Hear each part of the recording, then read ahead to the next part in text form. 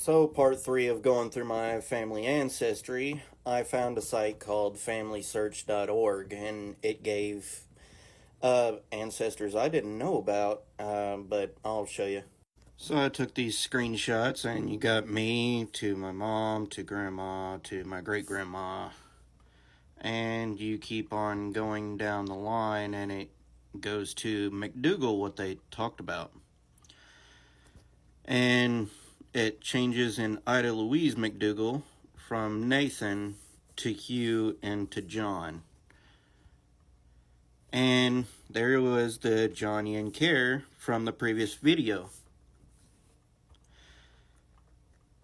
The confusing part is when the McDougal line ends,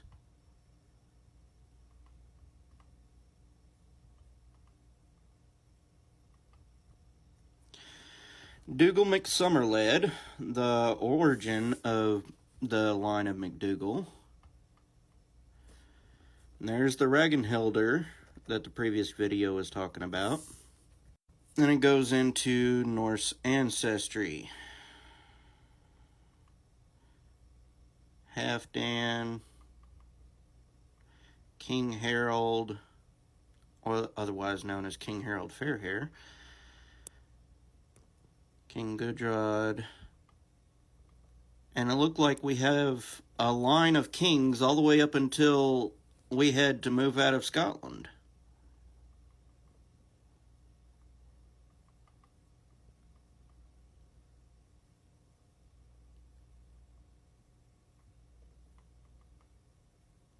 You have some from Sweden, some from Norway,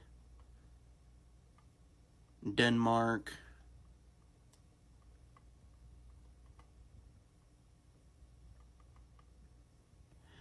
And that is what originally confused me. Good Odin Fridolfsson. The only information that I could find is that it's Odin, like Norse myth. Yeah, I didn't like that. There was a lot of different beliefs about that, and so I set out to try and prove it wrong, I guess. But I can't really do that. The locations he'd been to and everything else, it kind of goes along with our family ancestry. Whether this guy was pretending to be Odin or something else, I have no idea. So in the previous video, he says that the Raknihaugen, the guy didn't match up with Ragnar due to the timeline. And I'm thinking of Norse myth. Basically, it says right here, the myths get his power from magic, and he gets Asgard, and they get its life from the Tree of Life, Yggdrasil, or whatever you want to call it, but they call it golden apples with a touch of red, and it's unclear if it's the tree that they ate from to get the immortality, but from what it says, we had the Tree of Life within our family hall, and so that kind of got me a little bit. Dr. Jackson Crawford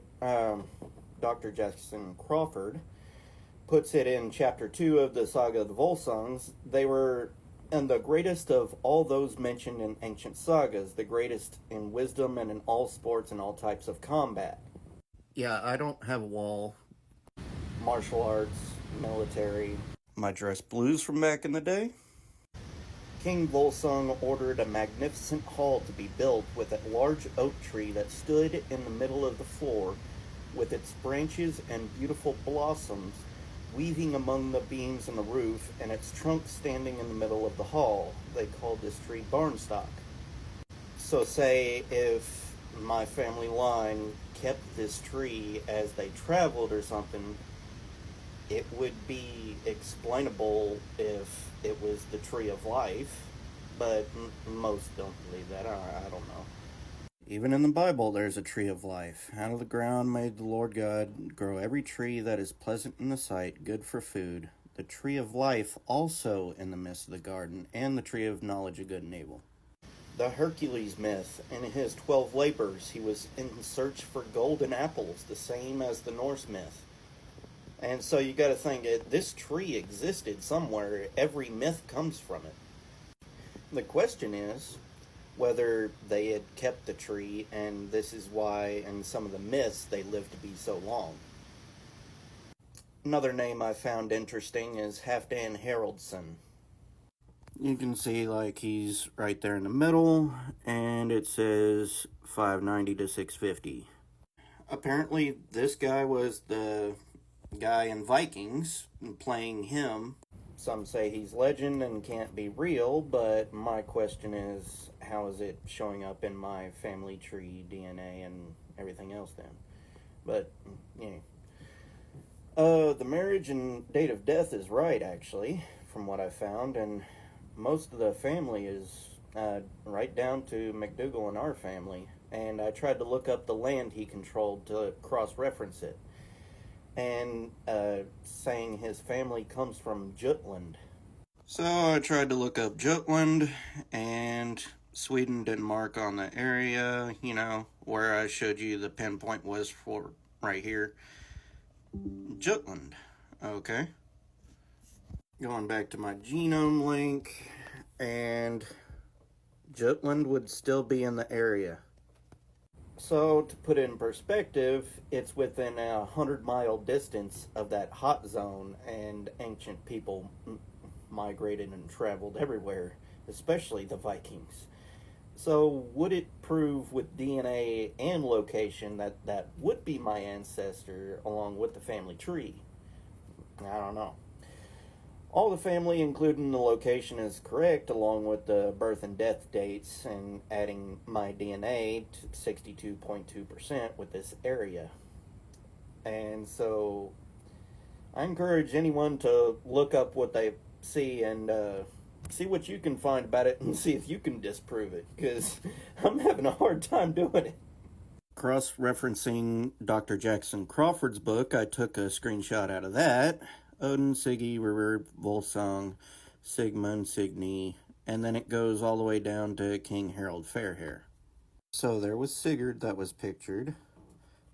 King Harald 1, 850. King Harald 1, 860. So around 850. And son of Halfdan the Black, aka King Harald Fairhair, the first king of all Norway. This is what leads me to believe Odin was a real person, because the family tree, DNA, locations, and everything I'm trying to disprove it with, it comes back as true. So supposedly 2 of his sons, Eric Bloodaxe and Hakon the Good, succeeded Harald to become kings after his death.